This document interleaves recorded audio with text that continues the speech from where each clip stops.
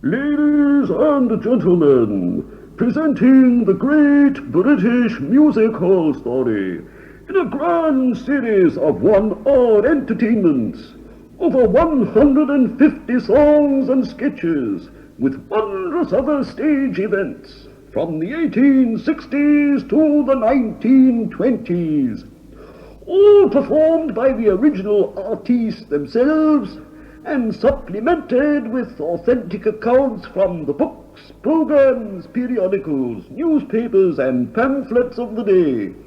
The advertisements cried out from the sandwich board men, both in front of and in the theatre.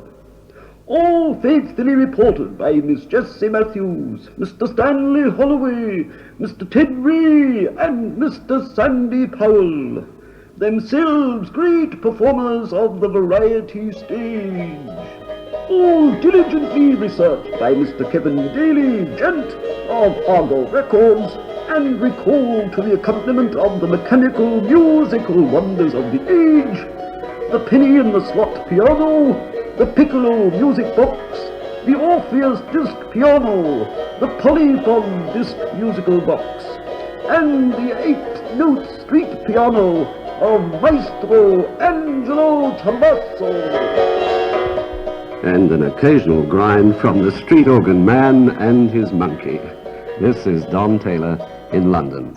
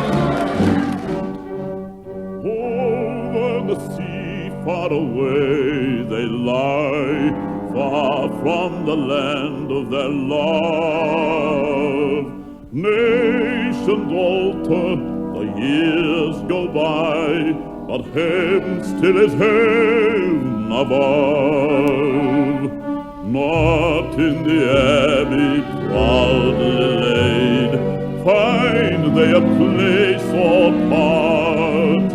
The gallant boys of the old brigade, they sleep in old England's heart, and steadily shoulder to shoulder, steadily blade by blade, ready and strong, marching along like the boys of the old brigade.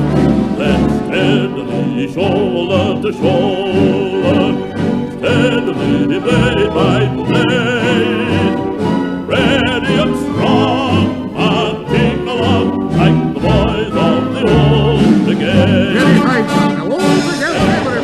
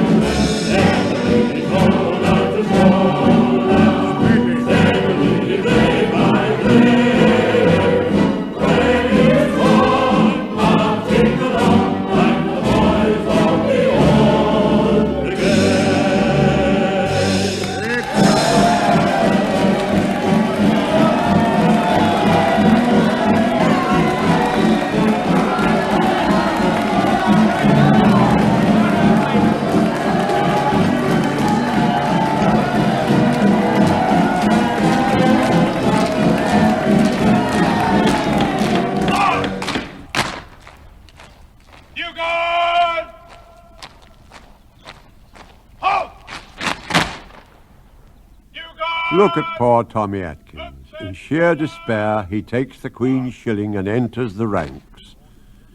He is drilled and worked and ordered hither and thither as if he were a machine, all of which he takes cheerfully, without even considering that there is any hardship in his lot, plodding on in a dull, solid sort of way, for his Queen and his country, doing his best to be proud of his red uniform, one of the heroes upon whose courage and endurance depends the safety of the British realm. The 19th century had seen its share of wars, the Peninsula and its sequel Waterloo in Europe, and the Crimea, of course, but not to mention the battlefields of empire in Abyssinia and the Sudan, India, Burma, Afghanistan, South Africa.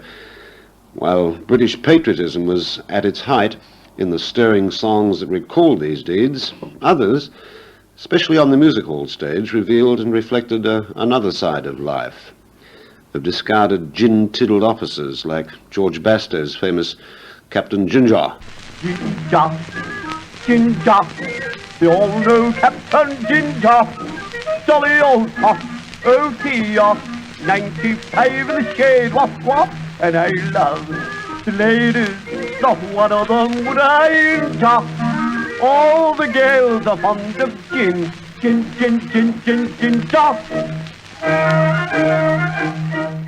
And Little Titch, famed and named after the famous Titchfield claimant from Australia, told of the life of the territorials.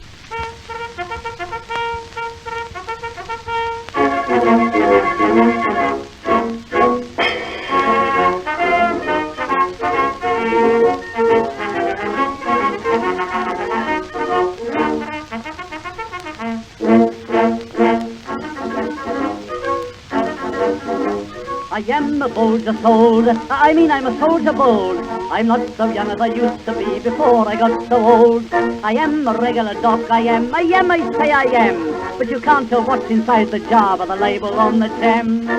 For I'm a soldier and a territorial. The girls will say when I'm on parade, there's one of the boys of the old brigade. If ever I go to war, I drive the enemy barmy. Hi, never say die, I'm one of the deathless army. Little Titch also immortalized one of the deathless army.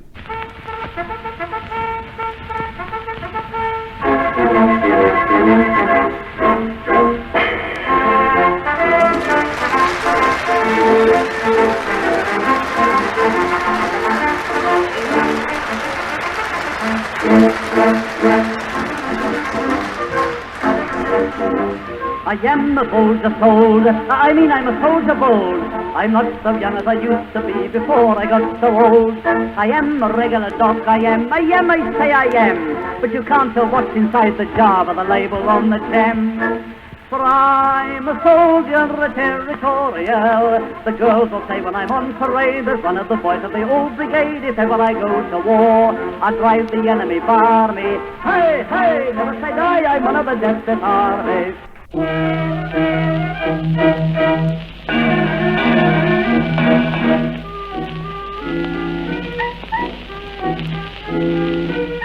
A soldier west was I, and Sancho muttered mouth.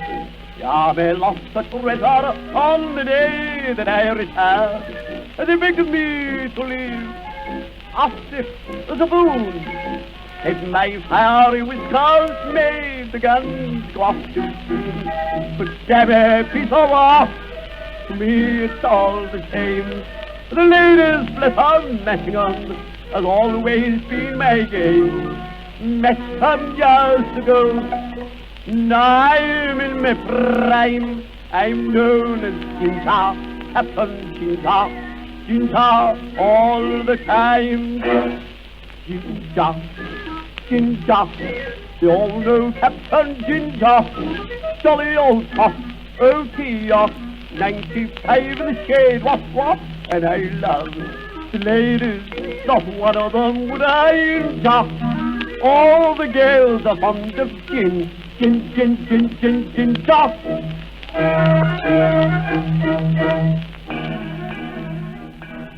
I was a soldier. Not much ginger for me, though. I got wounded in Burma in '86 and sent home. Had a few jobs at first, but I don't know, I couldn't seem to settle. Last work I had was months ago. I got turned out of my lodgings and I've had to scrape along as best I can since then. I've been sleeping here on the embankment for about a month, but life's very hard. I've slept here 2 nights. I'm a confectioner by trade. I come from Barnsley. I got turned off because I'm getting elderly. They can get young men cheaper. And I've got this rheumatism so bad. I've earned nothing the last 2 days. I thought I could get a job at Woolwich, so I walked there from Dartford, but I couldn't get anything. I found a bit of bread in the road yesterday, wrapped up in a bit of newspaper. Well, that did me for yesterday. And I had a bit of bread and butter today.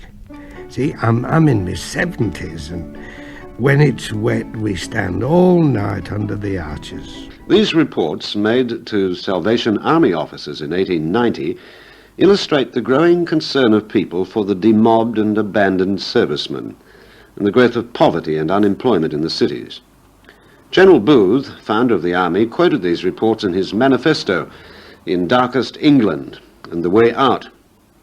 The 90s may have been naughty, but they were also nasty. Jessie Matthews. If I can muster cash, I sleep at a lodging house in Vere Street. It was very wet last night. I left these seats and went to Covent Garden Market and slept under cover. There was about 30 of us. The police moved us on, but we went back as soon as they'd gone. I've had a penny for soup during the last 2 days. Often goes without altogether. We're decent people. Just can't get work. Well, nothing much has changed in 80-odd years. There are still people sleeping rough underneath the arches, to be sentimentalized later by Flanagan and Allen. Covent Garden Market is gone, and with it the scraps of food and comfort and cheer. In the halls, this gave rise to the down-and-out songs, especially those of the rich young man about town, fallen on hard times. I suppose it always seemed better if you'd fallen from higher up. But they were epitomized by Ella Shields.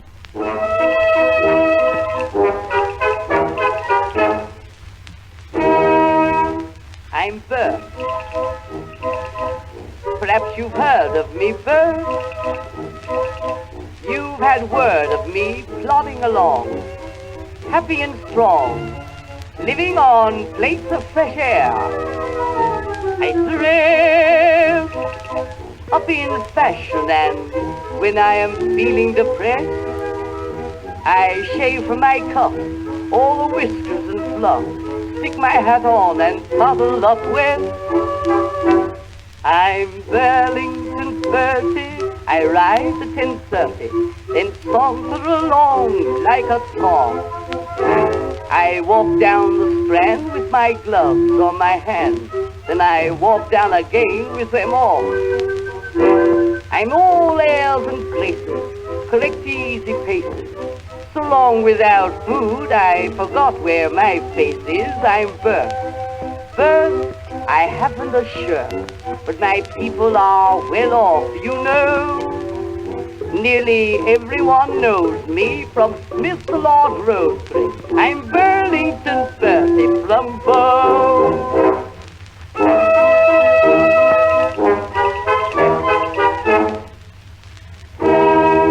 I stroll with Lord Hurlington, roll in the Burlington, call for champagne, walk out again, come back and borrow the ink. I live most expensive, like Tom Lipton, I'm in the swim. He's got so much oof that he sleeps on the roof, and I sleep in the room over him. I'm Burlington Bertie, I rise at 10:30, then reach Sandown Park about 3. I stand by the rail when a horse is for sale, and you ought to see Cunliffe watch me. I lean on some awning while Lord Derby's yawning, then he bids 2,000 and I bid good morning. I'm Bert. Bert, I'd buy one a cent, but where could I keep it, you know? I can't let my man see me in bed with a Gigi. I'm Burlington Bertie Flumpo.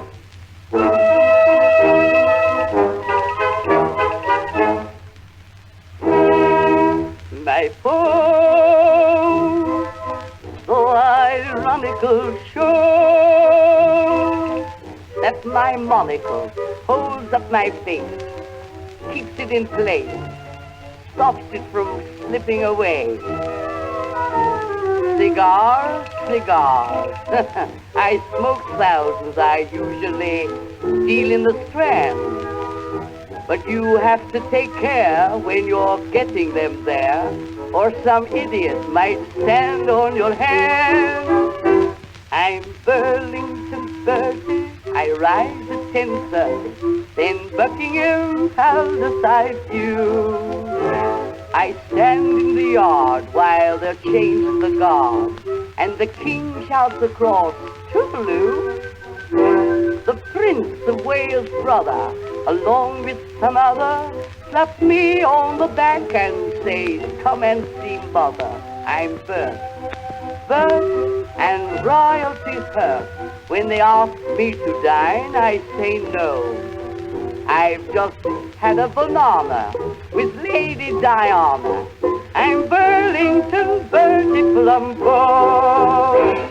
Well, in spite of the depression of the 90s, or perhaps in the desperation that often accompanies such downturns in the economy, the music halls continued to flourish, both in number and in the range of entertainment they presented. The singing and dancing licenses under which the halls operated began to make more stringent requirements about facilities, safety, hygiene, and seating accommodation.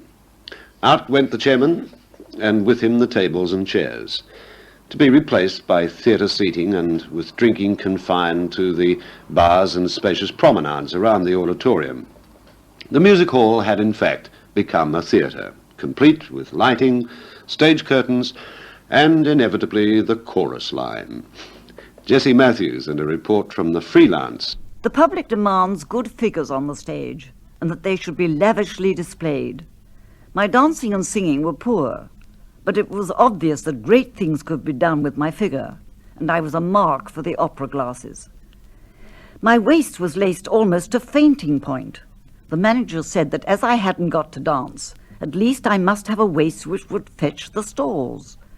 Shoes several sizes too small, and with heels such as I have never seen before, trunkless tights, and with a bodice without even shoulder straps, which ended almost as soon as it began, completed my costume, and there I stood, earning my living by showing my figure.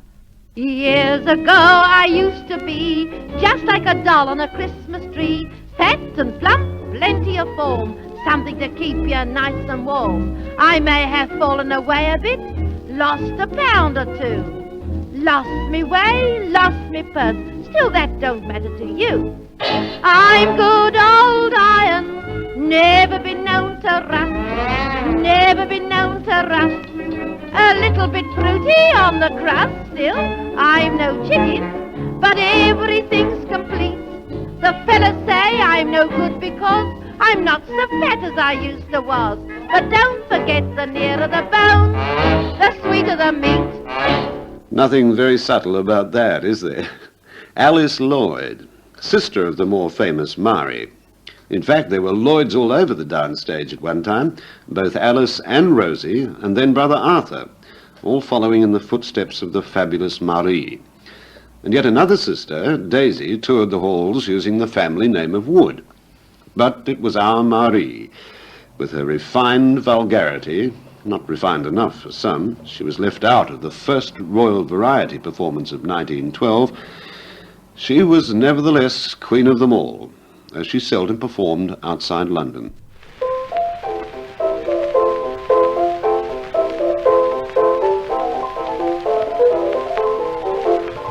A clever young lady, charming and shady, her ways down one morning she was shaking, but she didn't fight for the powers that were high for. She started in a humble way dressmaking.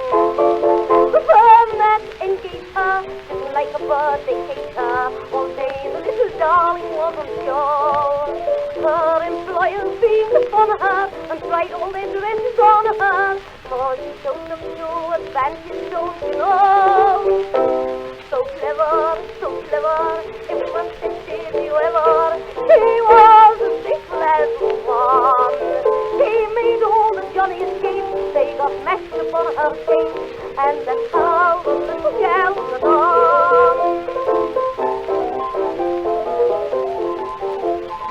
The other young ladies were jealous and shady, advancing through the medium of her figure. Her past life they raked up and shut up and faked up, and then they threw it at her with a snigger. With much satisfaction, they said her low extraction contaminated all the others there. But the tricky little lady tried on for a tight lady. He said, "This isn't what I was, it's what I wear." So clever, everyone said, did you ever? He was a big glass of fun. And when they kissed her jealous cat, all the darling did was wet. And that's how the little gal got on. So clever, everyone said, did you ever? He was a big glass of fun. When they kissed her jealous cat, all the darling did was wet. And that's how the little gal got on.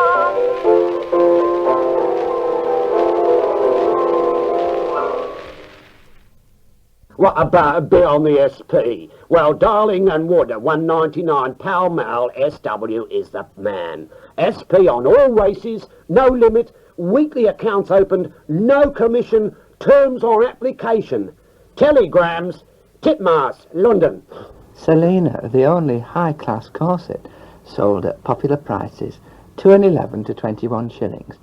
It has perfection of shape and durability. In fact, Madam Patty says, I have much pleasure in saying that the H.G. Selena corsets are faultless in style, shape and finish. 2.11 to 21 shillings, of all outfitters. The sandwich board man again. It never occurred to me, you know, that Adelina Patti, Melba's early rival, would lend her name to corsets. Our Nellie herself was not above lending her name, as it used to be said, to a Melbourne fish shop. And they all think advertising started yesterday. I would say the first singing commercial was probably Cherry Ripe. Well, the reaction to all this display and innuendo of Marie Lloyd was not all enthusiasm. The rather puritanical middle classes, with their worship of money and position, shunned the halls as the very pit of the devil. But some of the songs were sedate enough, as this one, made famous by George Formby Sr., father of the one remembered as the window-cleaning man.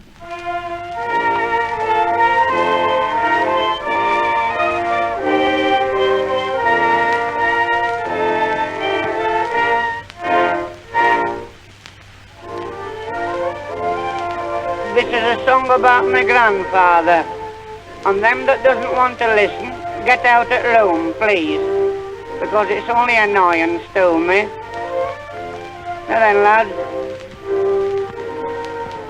My grandfather's clock was a Waterbury watch.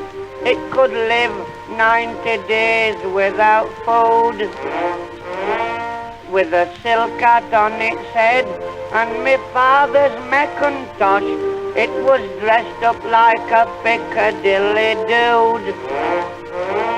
It was kept in the hall till the cupboard got too small, and we had no place the food for to stock.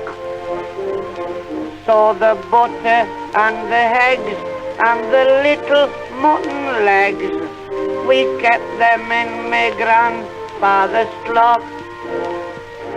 And the work of the clock through the butter melting in it sent the fingers flying round at 100 miles a minute.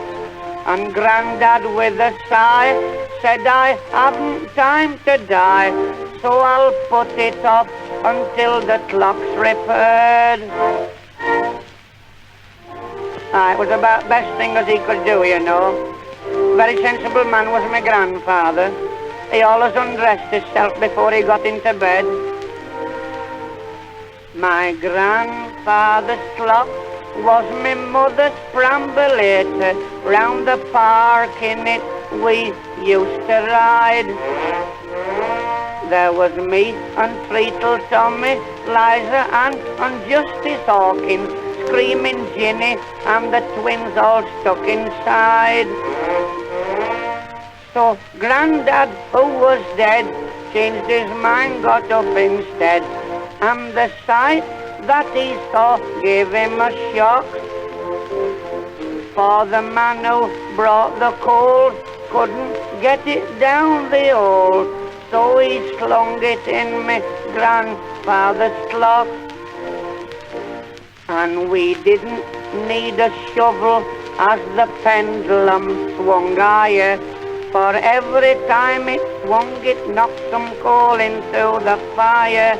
And at 9 o'clock the crank used to chime a double blank, so Grandad had to knock, he couldn't go.